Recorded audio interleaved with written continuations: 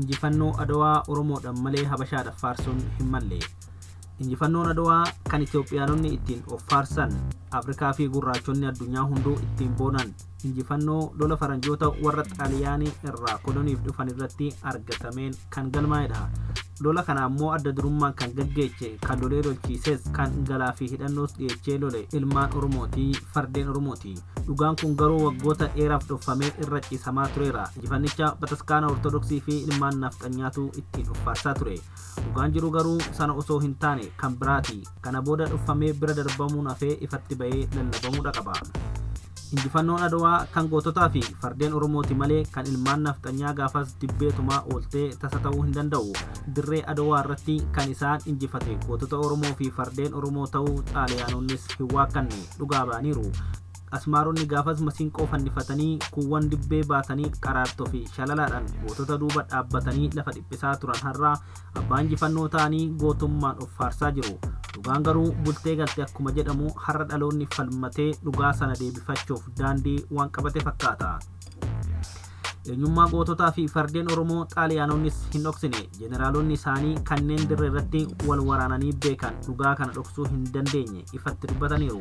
Wayita lola sanaaf qophaa turanitti gootota Oromoo faradoon gara isaanitti gamtaan imalaa jiran battala arge sanatti waraanni Xaaliyaanii bakka lixu dhabee ture. Isaan dursanii odeeffannoon qaban waraanni Oromoo humna duubatti hafaa fi akkaan dadhabaa akka ta'etti ture. Garuu wanni isaan qabatamaan argan faallaa odeeffannoo qabanii ta'ee argame. Dirree waraana irratti abbootiin fardeen kanneen isaanitti dhufan muuxannoo kan qaban, gootummaan isaanii kan daangaa darbe, ariitiin isaan ittiin waraananis kan diinaf yeroo fi hafuurallee hin kennine ture jechuun Xaaliyaanonni barreessaniiru. Ajajoota waraanaa Xaaliyaanii keessaa tokko kan ture loltuun Jeevaanii Teedoon jedhamu injifatamuu waraana isaaniif sababa guddaa kan ta'e abbootii fardaa Oromoo ta'uu ragaa ba'eera. Haala yeroo san ture yoo ibsus loltoonni abbootiin fardaa kunniin yoo sulula keessaa deeman galaana gurraacha tasa burqe fakkaatu ture jedheera. Leetinaanti Koloneel Gaarivaldi Peenaazoo fi Leetinaanti Koloneel Maazelooniin loltoota abbootii fardaa fi saanjaa isaanii arganii sodaachuun shubbuxii isaaniitiin of ajjeesaniiru. Teedoon haala battala sanii akkana jechuun ibseera. Leetinaanti Koloneel Peenaazoon rasaasni jalqabaa ofitti dhukaase waan hin ajjeesiniif rasaasa lammaffaa garaa isaarraan ofitti dhukaasuun of ajjeeseeraa jedhe. Mataansaa Teedoonis madaa'ee qabamuun waraanichis achumaan injifannoo gootota abbootii fardaatiin goolabamuu danda'eera. Xaaliyaaniin Itoophiyaa kan weeraruuf kaateef Matsowaa, Asabii fi Eertiraa qabattee humna waraanaa guddaa ishii achi buufachuu ture. Dura fedhii ishii naannoo kanatti kabachiifachuuf Ambaalaagee irratti waraana bante. Ittaansuun Bitootessa tokko bara 1896 Adawaa irratti wal waraansi guddaan jalqabe. Lolli Adawaa kunis humna waraanaa harka 90 ol gootonnii fi fardeen Oromoo irratti hirmaataniin injifannoo Itoophiyaatiin goolabame. Mirga injifannoo kanaa Oromoo harkaa baasuu fi abbaan injifannoo kanaas Oromoo ta'uu haaluuf ilmaan nafxanyaa yoo ibsan, injifannoon kan argameef Minilik Goorgisiif xalayaa waan barreesseef Goorgisiin lolee injifannichi argamuu danda'e maqaa jedhuun dhugaa awwaaluuf yoo yaalan ifatti mul'ateera. Goorgisii jedhanii kan isaan waaqeffatan Joorji maqaa loltuu biyya Roomati. Gootonni ilmaan Oromoo lafoo fi fardaan lolanii dhiiga isaanii dhangalaasanii lafee isaanii itti caccabsanii lubbuu isaanii itti wareeganii osoo gara kuteenyaan loluu baatanii Xaaliyaanii Itoophiyaa injifachuun ni koloneeffatti turte. Yoona silaa warri har'a injifannicha butee ittiin of yaamaa jiru kunis afaan Xaaliyaanii dubbata ture. Ajajoota waraanaa Adawaa irratti hirmaatan 25 keessaa 22 ilmaan Oromoo ta'uu seenaan ragaa ba'a. Ajajoonni sadan hafan Amaara irraa tokko, Agawuu irraa tokkoo fi Tagaaruu irraas tokko qofa turan.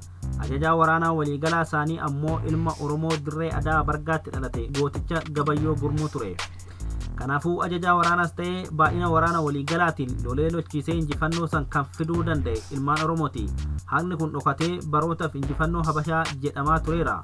Ammoo maqaa malee sanyiin Habashaa jedhamu akka hin jirre quba qabaachuun gaaruma.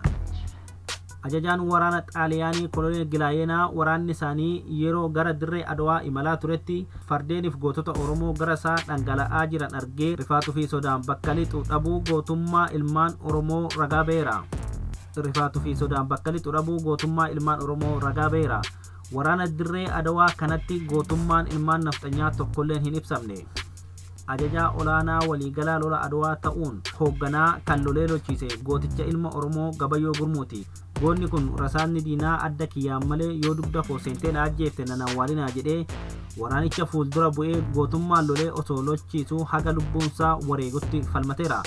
wayita gabayyoon wareegame sanatti lolarra kan ture gootichi Oromoo dirreen Sooddoo biqilchite Dachasmaach Baalchaa Saafoo itti darbuun lolicha hoogganuun injifannoodhumaan geechisuun seenaa boonsaa gurraachota guutuu mataa ol qabe galmeessisuu danda'eera. Namichi har'a injifannoon maqaa isaatiin yaamamaa jiru kan Minilik jedhamu yeroo lolli dirree irratti diinan fuulletti gaggeeffamaa turetti Bataskaana Gujiraat Goorgis jedhamu keessatti tsolootii godhaa akka ture qeessonni isaaniitu ragaa ba'aa jiru. Gootichi injifannoo Adwaa gabayyoo gurmuurraa fuudhee galmaan gahe Dachasmaach Baalchaa Saafoo lolichaan booda waan mudate yoo ibsu waraanni eega dhumateen booda qormaata guddaa kan nuti ta'e immiyyee Minilik bakka dhokate horqa Gujiraat keessaa barbaannee baasudha jedhee ture. Asuma dhiyoo kana bara 2022 qeesina Bashaa Jibbaa fi tuffii saboota lallabuun beekamu Abuna Pheexiroos jedhamu dubbii miidiyaa irratti dubbatee tureen Minilik wayita lolli Adwaa gaggeeffamaa turetti Bataskaana Goorgisitti qaddaasisuurra ture. Yeroo isaan qiddaasa irraa ba'anitti waraanni dhumateera jechuun ragaa ba'eera. Kanaafuu Minilik waraanicha irratti hin hirmaannes hin hooggannes mirga sabbummaas lola Adwaa irratti hin qabu jechuudha. Saamicha seenaa fi eenyummaan warri maqaa baasan garuu injifannichi injifannoo Oromoo ta'uusaa dhoksuun injifannoo Habashaa kan Minilik fideedha jechuun waggoota hedduuf afarsaa turaniiru. Oromoonni dirree waraanaa qofarratti miti kan lolaa turan. Giddugaleessa biyyattiitti dhiirri akka dubartiitti nyaata bukeessee bilcheechuun dubartoonni ammoo nyaata gogaa fi bassoo qopheechuun galaa gootonni dirree waraanatti duulan nyaatan harreetti fe'uun haga Adwaatti geechaa turaniiru. Galaa gootaa geechaniiru. Gootatu goota soora waan ta'eef warri goota nyaachises goota. Gootummaa isaaniis agarsiisaniiru. Garuu gootummaan isaanii seenaa keessatti hin himamneef kan isaanis akkuma seenaa Oromoo guutuu ukkaanfamee har'a ga'eera. Uummanni Oromoo abbaa bilisummaa Itoophiyaa akka ta'e dhugaa dirree jirudha. Waan seenanis ragaa ba'udha. Garuu galanni isaa hin deebineef hin himamneef malee Adwaa irratti, Maayica'uu irratti, Kaarramaarra irratti, Baadimmee irratti gootummaan hiriiree injifannoo argamsiisuun wareegama qaalii kaffaleera. Lola Adwaa irratti immoo gootota hirmaatanii lolicha soogganan keessaa harki 90 ilmaan Oromoo ta'uu baay'inni loltoota hirmaatanii ragaa ba'a. Walumaa galatti waraanicha irratti hirmaachuun baay'inni loltoota Itoophiyaa 131,031 turan. Kanneen keessaa loltoonni Amaararraa Aga'uu fi Tagaaruu irraa lolichaaf hiriiran walumattuu 43,000 fi 12 ta'u. Oromoonni ammoo 87,000 fi 988 ta'u. Oromoon lola kanarratti galaa dhiyeechuun lolaan hirmaachuun waraanicha hoogganuun injifannoo Adwaa Afrikaanotaa fi gurraachota guutuu addunyaa jiran boonsuu danda'e kanaaf gumaacha harka 90 ta'u gochuu danda'eera. Kanaafuu injifannoon Adwaa injifannoo fardeenii fi ilmaan Oromooti jedhamee seenaasaa sirratee himamuudha qaba. Waan nama gaddisiisu uummanni Oromoo ilmaanii fi faradoosaa biyya kanaaf aarsaa kaffalee gabrummaa faranjootaa irraa deebiseet oolmasaa garuu Itoophiyaan qabeenyi isaa saamamuu, ilmaan isaa jalaa dhumuu, eenyummaan isaa jalaa balleeffamuu fi cunqurfamuu ta'e. Seenaan kun sirrachuu qaba. Dhaloonni ka'ee falmachuun haqa isaa kabachiifachuu qaba. Akkuma abboota isaa kaleechaa diina keessaa fi alaa dhufu immoo gootummaan dura dhaabbatee uummata isaa mataa ol qabachiisuu qabaan dhaamsa keenya galatoomaa.